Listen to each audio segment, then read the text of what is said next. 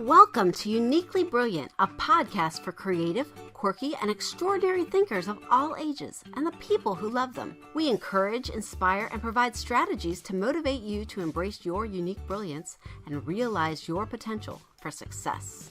Hi, I'm Diana Bader, also known as Coach Di. I encourage teens and young adults to become who they are and develop personal success through self-awareness and positivity. You can find me at freshcanvascoaching.com, follow and like the Fresh Canvas Facebook page, or follow me on Twitter and Instagram at Coach Di. Hello there, I'm Becky Berry.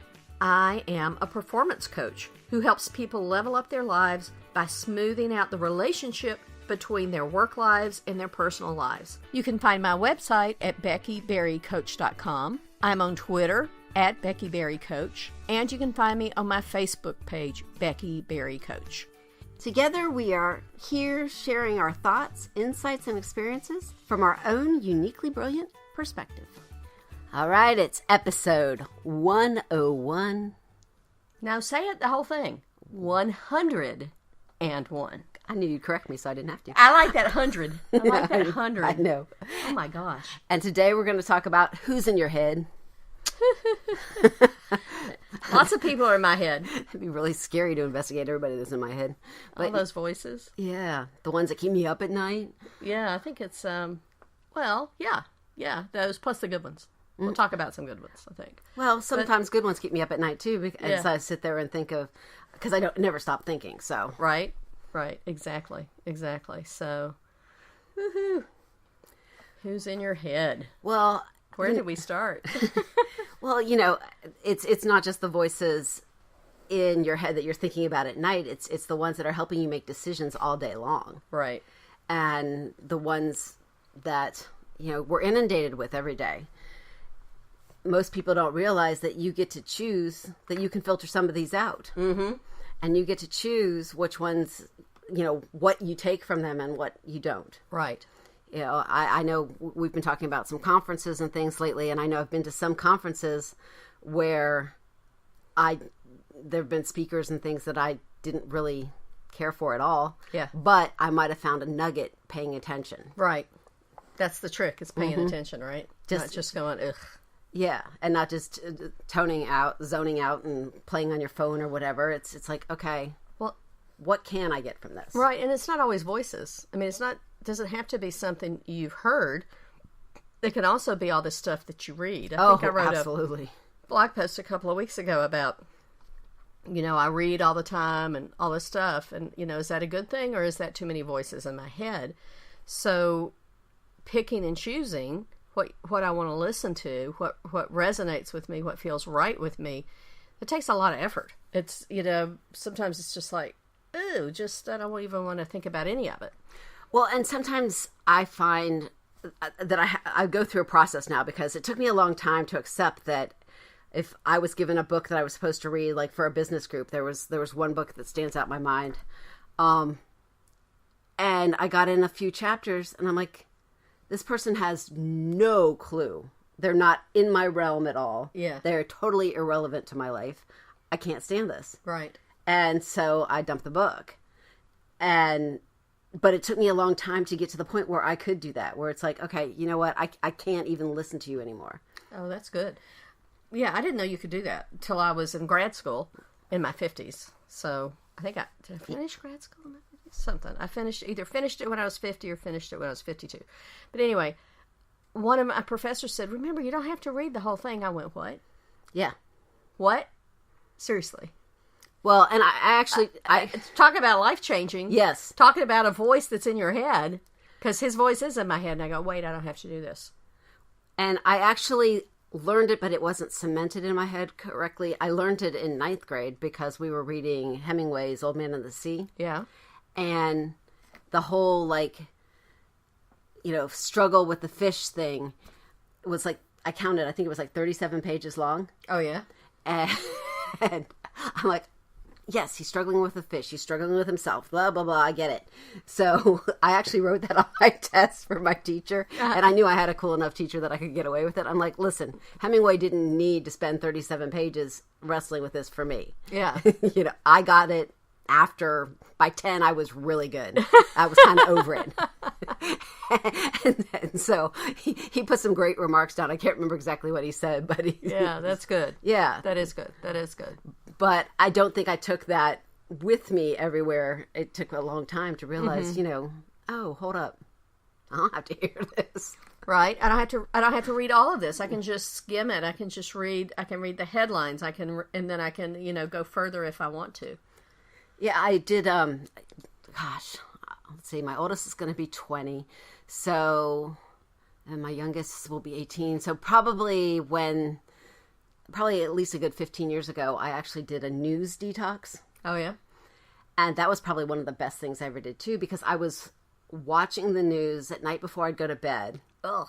And it's like, no, and then I couldn't sleep because of all the stuff they were talking about. Yep. And, I have a crazy imagination anyway. So I'm like, oh, hold on. There's other ways I can get this information, and I can get it on my time, not right when I'm trying to rest. Right. I think that's important too.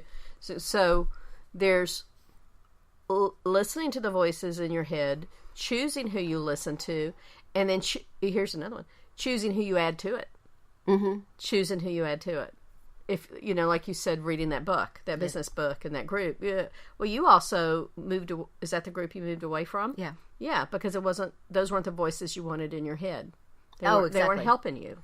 They weren't. There were things that you took with you that worked. But I remember when you said, this just isn't working for me anymore. Yeah. Well, and it's because, you have to look at your specific place in life. Where are you right now really makes a big difference as to what you need. I remember several years ago when I first started doing some entrepreneurial stuff, I was trying to find a finance book. Yeah. And I could not find one that dealt with, varying income. Oh, like the one you had me get. I have that. Yeah. You told me about that one. It was crazy because, every book out there, when you're making a budget or whatever else, it starts off with, oh, okay, well, allocate this from your monthly paycheck. Yeah. What monthly paycheck? Excuse me? Yeah, when you have inconsistent income, it's like, that doesn't work for me. So I had to dig around and finally find one. And that way I could approach, my life, the way my finances were happening in a way that worked for me. Yeah. So this brings up a great point. Voices in your head are a good thing. They're not a bad thing, but curating them is really important because it really has a lot to do with how you move through your days. Yes. So if you are listening to voices that speak to lack, there's not enough, you're not good enough,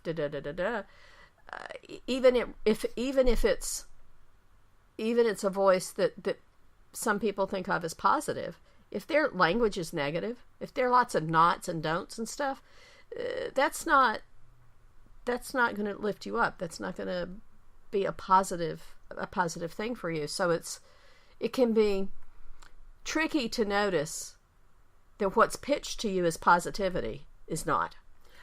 Well, what I think falls in those lines is all the shoulds. Yeah.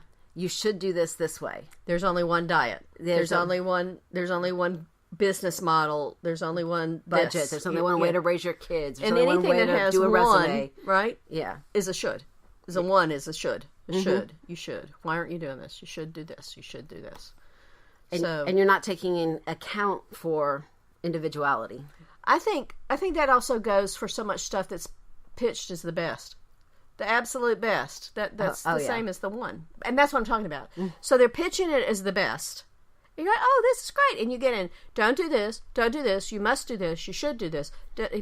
That's not, I mean, for me, that's not what I'm looking for. No. I want, here's some choices, here's why. And this is where I get stuck a lot of times, is trying to figure out just different areas of my life. Like, okay, yeah, I'm getting closer, but it's not quite it. And half the time I end up writing, drawing from here and drawing from there and drawing from everywhere else, which is kind of a pain, but that's what you got to do if you want to create something that's specific to you. Right. Absolutely. Because it has to be you. It has to resonate with you in a positive way. It has to raise your vibration, not lower it, right? So, I think that's really important. And it's also an energy drain. If you take on, because this is the way I'm supposed to set up my business, and this is the way I'm supposed to do this, and this is the way I'm supposed to, and you're not doing it, then the voices in your head are telling you you're wrong. Exactly. I've just been through this thing, because when you start a business now, everybody looks for a online model, virtual model, virtual coaching, virtual this, classes, et cetera, et cetera. Well, A, it hasn't worked for me, and B, I don't want to do it. I want to coach one-on-one, face-to-face, or groups face-to-face. And hey, my clients don't really want virtual stuff. They want face-to-face. They want to be part of a community and a group. So I had to overcome the voices that said, build it online, grow it online, you need 10,000 followers, you need this, you need this, you need this. And what's interesting is, because the next question I'm going to ask you is whose voice in your head, so heads up. Whose voice is in your head? Like, name them, because I'm going to name one right now for me. And you've heard this one before. For me, it's John Naster, Hack the Entrepreneur. So while Hack is always talking about online stuff, business stuff, I'm going to talk about take what you like and leave the rest, right? That's where I kept thinking virtual, I need to do virtual, and everything that was coming to me was saying virtual, build your platform, yada, yada, yada, when I first started. And I was like, okay. So I just recently went, well, no, that's not me. So I know I'm not building an online business. Will there be some online components? Probably, but it's not something I'm going to invest the bulk of my energy in. On the other hand, he's the positive voice in my head that told me I could do this, that it's okay to be somebody who goes from bright, shiny object to bright, shiny object and has constant ideas and changes things up all the time. So I think that's a perfect example of take what you like and leave the rest, right? Yeah. What works for me, what pieces of this work for me. And I had this conversation with my business coach, who I met because she was on his podcast. So it was really cool that when she and I had this conversation, she's not like even coaching at all now, because as she goes through this whole process, because once I said, I don't want an online business. She goes, whoa, that's great. She goes, neither do I. And so then, she started looking at her stuff differently too. So you can pick and choose what you hear from the voice that you hear in your head. Yeah. Right? Oh, absolutely. Right? I think it's necessary to do that. Because it depends, but you have to kind of know who you are and where you want to go a little bit first. Yeah, because that's how you find these people. And it took me three and a half years to figure that out, and that's normal. Oh yeah, that's normal. And not for me, but it doesn't doesn't feel normal for me because it's not fast enough, but it is normal. And it's going to change with every situation in your life, because right now, the beginning of this year, one of my main focuses was finances. That got shifted with my cancer diagnosis and everything else. But when I went looking for financial people, I specifically looked for female voices who were doing something with finances, because a lot of the male voices and specific kinds of female voices, because a lot of the male voices were very corporate. Oh, yeah. And I'm not trying to run a corporation. I am trying to, just do this entrepreneur thing and do multiple things. Yeah. So that was what I was looking for. So like you were saying, Jen Sincero is one of my faves right now. Oh yeah.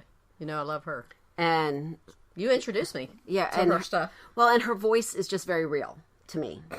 Yeah, I think so. It's like, down to earth. I don't need somebody trying to talk down to me. Right. I'm really just put it out there, right? That's me. I'm a high S, and so I've been compliant in the past, but it just doesn't work for me anymore. Compliance. I mean, it was always a little rough edge anyway. Yeah, you can't even see it on mine. I'm just saying. No, but I know you're surprised. But no, compliance you can't see on mine. Yeah. Yes, you can see. Well, yeah, but there's that piece of that should stuff that this is how, this is what, whatever. And I had to get that out of my head. Yeah. and find, and it wasn't all female voices. There were actually a few male voices that were very practical, and but I needed that more practicality, not that's so structured. Well, and she's just direct. Yes. She's direct. So that's I mean, that works for me. I have to have direct. I have to have like people be coaching me. Why don't you? I'm like, no, that's not how it works. You say, Becky, do this. Just I have to penetrate all the voices, including my own in my head. That's what it takes. So, yeah, I think that's important, because I think you found a couple of books like that, right? I did. Didn't you buy us a book? I've bought several. That money book that we have. Yeah, blonde on it. Yeah, I can't think of remember. It's on my I can't think of everybody's name. Off the top of my head. But yeah, that's just sort of, they were all talking about a similar philosophy with creating money. Yeah, and changing the way that we look at money. We did the whole money episode, right? And what that changed for me is the whole concept of that I'm in a relationship with money. Yeah. And how I treat my money is how money is going to be treating me. Right. And a lot of, regular books don't put that energy piece in there. But that's really important to me. Mm-hmm. And it's made a huge difference as to, the money coming in or the money going out, the energy that I put with it. Right. Well, one of the voices that's in my head right now all the time is Mike Dooley. Because, did I tell you this? I can't remember where I read this. If it was in the daily email from Tut, which is, what does Tut stand for? I know, me either. I had to write it down. Tut. Thoughts. What's not the thoughts become things? What's the U for? I forget. I don't know. I don't remember. But his big thing is thoughts become things. Yeah. So Mike Dooley's big thing is thoughts become things. And he talked about visualization. Mm-hmm. Okay? Because what voice in your ear is also what you see when you stop and meditate or visualize or whatever. And he goes, I only do it for 4 minutes a day. I was like, dude, I love you. I am in love right now. Well, I brew my tea for 4 minutes every day. So I set the timer for the tea, and then I go sit in the chair, and then I just visualize stuff. Like he promotes. What I want to do, where I want to be, et cetera, et cetera. And he gave some really great examples of, he was talking about a woman who had visualized having a new car or something. I don't remember. And like she was in a wreck, and because she didn't visualize this other part. Yeah. So, now when I visualize myself as a very healthy 95-year-old, and, all these kind of things. But that voice in my head that says 4 minutes is good is really important to me. I haven't done it today. No, I don't think I did it this morning. But it's really important to me, and I hear it because that's practical.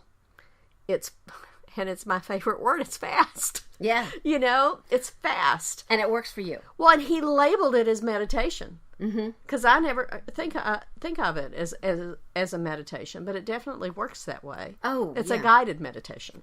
So his voice and then the thoughts become things. The universe talks is what TUT stands for. The universe talks. I think that's it. It's really important.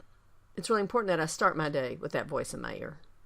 Well, yeah, it's like starting your day with an intention. I have friends who read the Bible. I have friends that meditate. I have friends that, go through, have different books, different things that they do, listen to certain podcasts. On Tuesdays, I've been watching Mike Rowe's new show on Facebook. I get so excited because it comes in on Tuesday. It's like the way to start the day. But he's got a show. So like Facebook Live, or? Well, no. What they do is they film it, they edit it, and then they put it up on Tuesdays. Oh. It's called Returning the Favor. Oh wow! It's a cool new platform that they're doing. Is this the Dirty Jobs guy? Is that who you're talking about? I thought so. Yeah. So what he's done, today was episode 10. And what he's done is they've found people who are doing things to contribute to their community, and finding out that they might need a little extra help. They're doing stuff very selflessly, and so they go in and help them out a little bit, give them a little boost.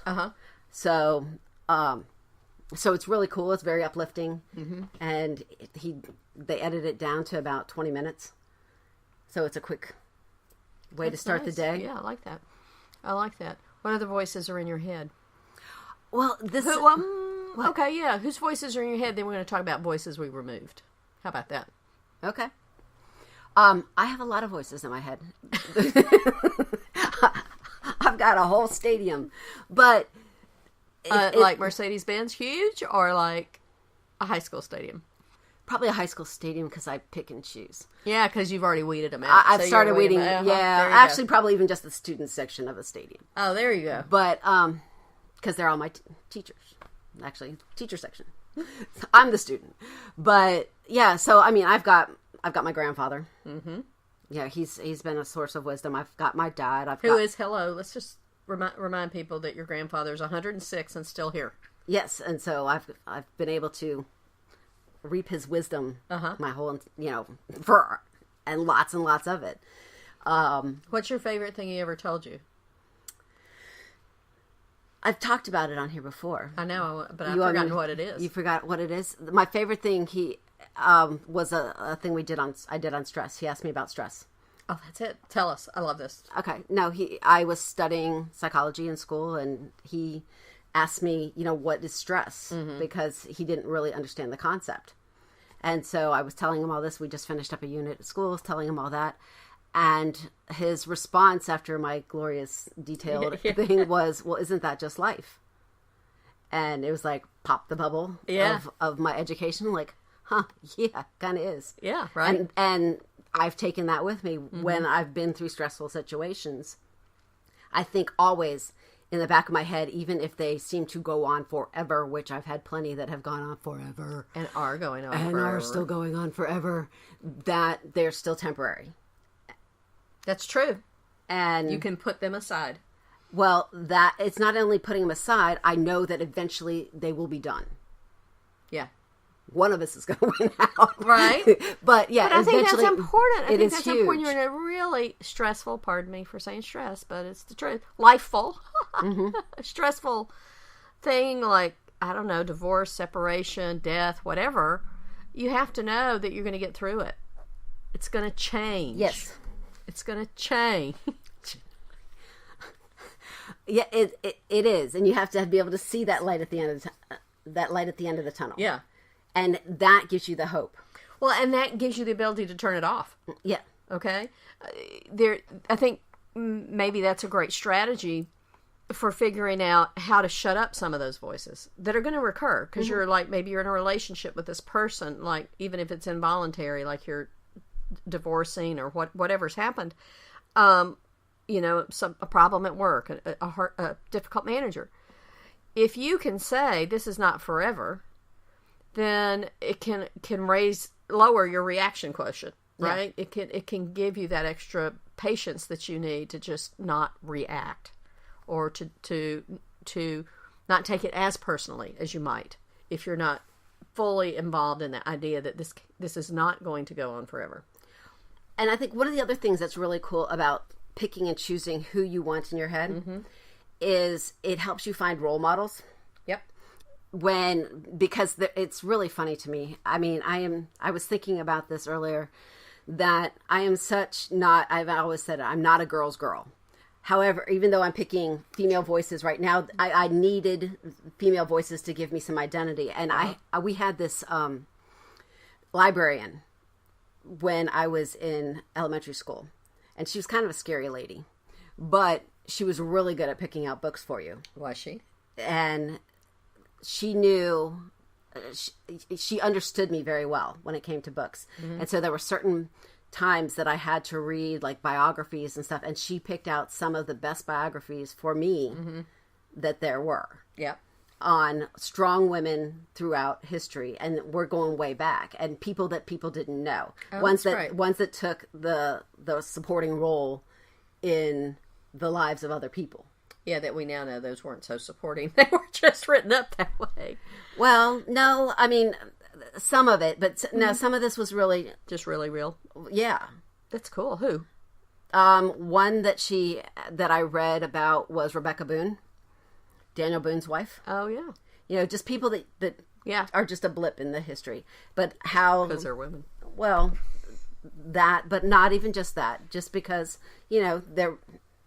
the way that life was going at the time, there were just other things overshadowing it. Right. But it really was cool to read about. I can't remember everything she did, but he was off all the time, and so she was holding down the fort. Right.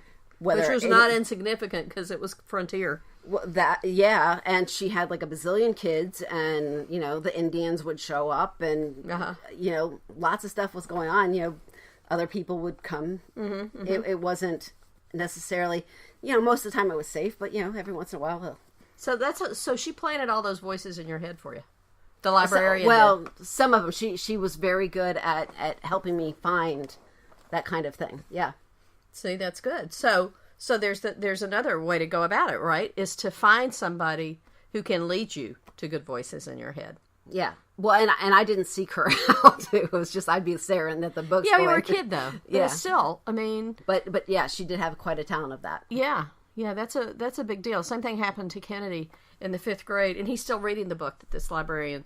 It was a fantasy book, whatever. She gave it to him. She suggested he read it, and he was off to the races because he wasn't a big reader for a long time. Nobody would ever believe that now, but he was not. But boy, once she connected him up, it was it. Stop it. He just never stops. Well, and we talked earlier about, when we were prepping for this, about coaches and teachers and their influence and how they can be a positive or negative in my head. I can, in high school and now even when I speak, most of the time I incorporate some sort of homage to my speech teacher because I absolutely hated speech. Yeah. But she taught me how to speak well. She taught me how to construct a speech. She taught me a lot of things that I thought I would never, ever, ever, ever, ever, ever use in my entire life, which I do all the time now. Right. Yeah. Right. That myth that school's useless. Yeah, I think that's important. The teachers that do those kinds of things for you. I think it's really good. I had one in college, a professor. I know this isn't going to surprise you or anybody who's listened to this podcast before. I used to burn bridges all the time. I was a big bridge burner. And I remember him looking at me one day and going, Miss Elkins, which is my maiden name, is there any bridge you're not willing to burn? And at the moment, I heard him, but I was 18. So I don't know. But that's the first time anybody said that to me. And the last. But it wasn't until I was, I don't even know, 30s or 40s that I understood I didn't have to do that. So he had just been sitting in the back of my head. Yeah. All those years. And that's what's kind of cool about some voices lay dormant for a long time. Right. Well, I think until they're needed. Right. And then you pull them out as you need them. Because I think one of the important things about support groups, because it's public knowledge, I've been through Al-Anon.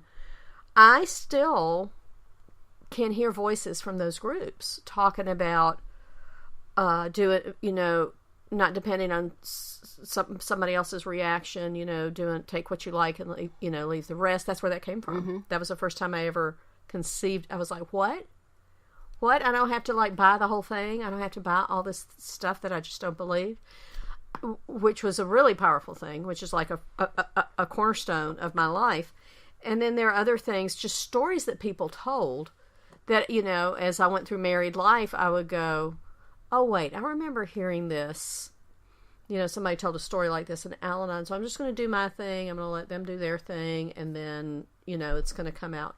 So the advantage of a group is that there are multiple stories from multiple people. So if you don't hear something that resonates from one person, you might hear something that resonates for another. So, those are, it's rich. It's rich. Well, one of the things, too, I think it's important to realize is that if you take in all the voices that you hear, it's kind of like your inbox. When you don't delete anything, right? You carry it with you, and it becomes a burden. Right. If it's not necessary, if it's not helping you, if it's not serving you, and you don't think it ever will, then you need to delete it. Well, that's where we go back to the why can't you? Everybody can. All those voices that say you're less than, you're less than, you're less than. Well, it's hard, but you do have a choice to delete those voices. Yeah.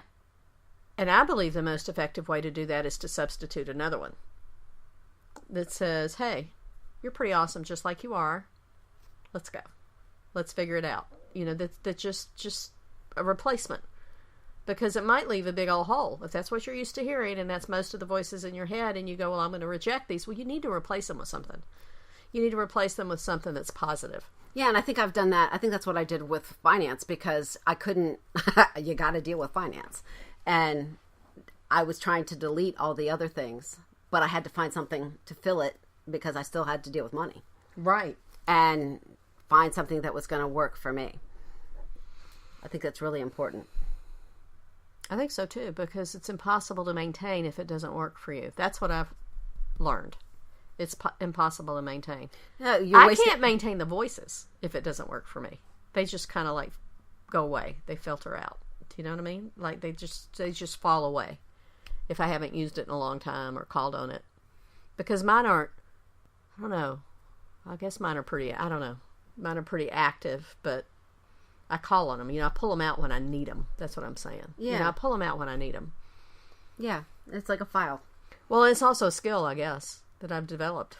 I hadn't thought about it till just now. That is It is. You know, to be able to pull what I need. Yeah, it is, because otherwise it's all there. It's kind of, yeah, I mean, you can kind of picture a file room. Yeah. That if everything isn't put in the drawers and it's just all sitting around there. Oh, you mean like my office? Yeah. Yeah. Like both of our offices. But yeah. Right. Magazines and articles and all that stuff there. Yeah, I can't find it. Yeah. I can't retrieve it. You got to do the same thing in your brain. I think that's a really good point.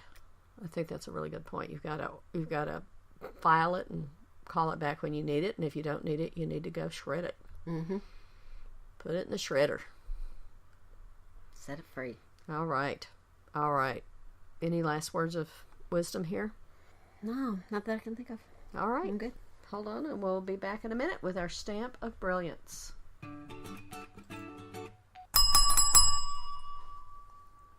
All right. Today, the stamp of brilliance is a question for you. Who's in your head? Choose carefully. Exactly. That's the whole episode in 4 words? Exactly. All right. Thank you for listening. If you enjoyed the podcast, please share it with a friend. Also take a minute to rate it and leave a review on iTunes. Check out our website at uniquelybrilliant.me and sign up to have the podcast delivered directly to your inbox. Shoot any thoughts, comments, and suggestions to us at uniquelybrilliant.me. You can also reach out to us on our Facebook page, and don't forget to like us. And now we're on YouTube. Until next time.